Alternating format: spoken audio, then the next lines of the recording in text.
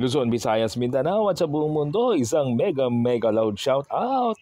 Kung tagulan, namamatay ang mga halaman sa sobrang tubig. Kung tag-araw naman sa sobrang init. Mga kataktika, ang lugar na ito ay ating itatransform sa isang taniman.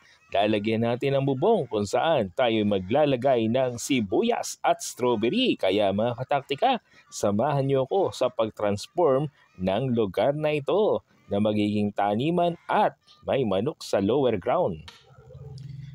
Ito mga kataktika, gagamitin nating pambrace, yung pahalang, para maging silbing sahig ng ating taniman.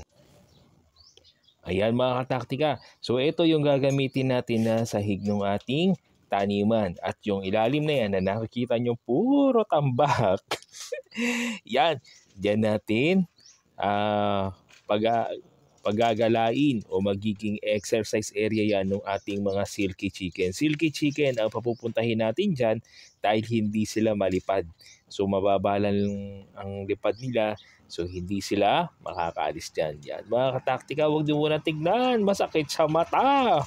Pero maaayos din natin yan. Kailangan lang ng ating dedication.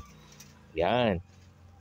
So yan mga kataktika, lalagyan natin yan ng transparent roofing para yung mailalagay natin na halaman dito ay mabubuhay kahit na tagulan o tag-araw. Ibig sabihin, through the years mga kataktika, po pwedeng maghalaman sa lugar na ito. Yan. So tali-tali lang, tie wire. Ganyan mga kataktika ang gagawin natin. Yan. So mga kataktika, ang gagawin natin dito ay integrate natin. Merong alagang manok sa ilalim at nasa taas may mga halaman. So gagawin din natin dito mga kataktika, yan, lalagyan natin ng sako after natin magawa yung pinakasahig. Diyan natin ilalagay ngayon yung mga tuyong dahon, tuyong sanga ng malunggay, yan, to yung sanga din ng papaya. Yan, at saka natin lalagyan ng lupa. O mga kataktika, ito yung gagamitin natin na lupa. Meron tayong carbonized rice hull. Yan, lalagyan natin ng lupa. Lalagyan din natin ng rice hull. Mix natin yan and lalagyan natin yan ng chicken manure mga kataktika. So yan ang mixture ng gagamitin natin na lupa. Yan. So ang advantage nito mga kataktika, magaan ito dahil hindi naman pure lupa ang gagamitin natin. Yan, magaan yan. Pag nilagay natin dito sa taas, magaan yung ating taniman at the same time ay maganda yung kalidad ng taniman. Ito mga kataktika, yung ating naging proyekto dito sa likod. So naglagay tayo ng transparent roofing. Yan, para umulan umaraw, hindi maapektuhan ng ating halaman.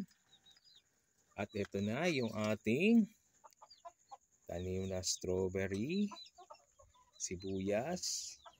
So mga kataktika, katulad ng ginawa natin sa ating grapes, sinubukan natin na lagyan na ito ng transparent roofing para tuloy-tuloy ang paglago ng halaman, tagulan man o tag-araw. At naglagay na rin tayo ng dry chick eggshell mga kataktika. So yan yung mga iniipon natin, di natin tinatapon at dito nilagay natin para makatulong sa pagpapaganda ng ating mga pananim. Ito yung nauna natin sibuyas mga kataktika. Yan, malulusog na. At etong area na to mga kataktika, malinis na.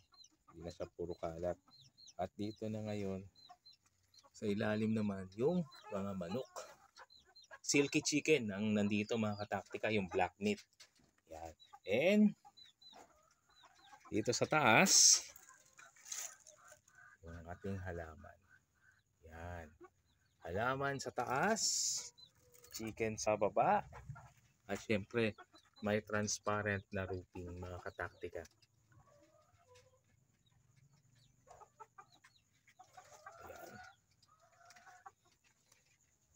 Sana'y inyong naibigan ang ating ginagawang transformation itong lugar na ito mga kataktika.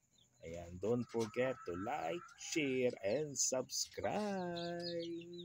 Tip sa pag-aalaga ng black meat chicken, pagtatanim ng sibuyas at strawberry.